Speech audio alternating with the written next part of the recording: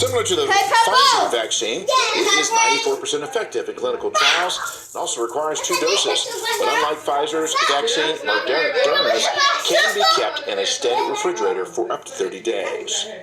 Also breaking tonight, the House and Senate passed a 2-day extension of government funding that, for now, avoids a shutdown. The short-term agreement gives lawmakers the weekend to hash out the final sticking points over a $900 billion COVID relief bill that they want to attach to the larger spending bill.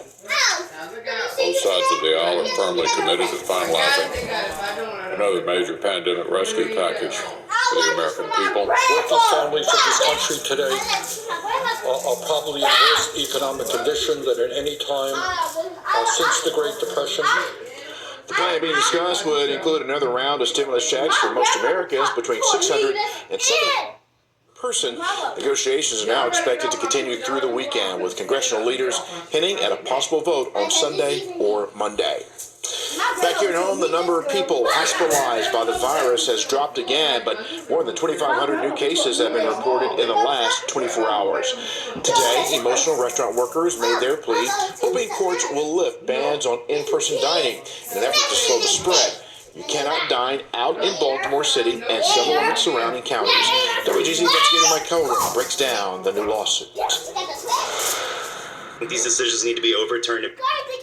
They are not overturned immediately. The restaurants that we all know and love will not be here come 2021. Restaurant owners and their employees laid out their frustration at strict dining bans in parts of Maryland that they believe have unfairly targeted their businesses and left them struggling to support their families.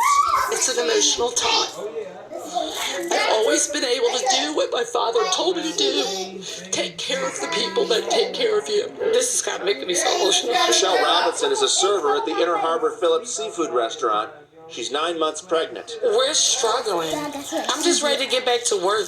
The Maryland Restaurant Association is turning to the courts, filing lawsuits to overturn the indoor and outdoor dining bans in Baltimore City and indoor dining bans in Prince George's and Montgomery counties. But if we can get that, the restaurants can be open for Christmas and New Year's, and then there are hearings to see whether to extend it further than what would probably be about 15 days. The restaurant industry was emboldened by a court victory in Anne Arundel County that temporarily stopped a dining ban from taking effect there. My customers only have to get in their car and make a 4-minute ride up to Maple Lawn, where they're just filled to capacity. The suing restaurateurs say the science does not back the restrictions, but Baltimore's mayor is sticking by his dining ban, saying it saves lives. Again, I want to say this, and I'm going to continue to say it until folks hear it. What we did was guided by public health, science, and advice, period.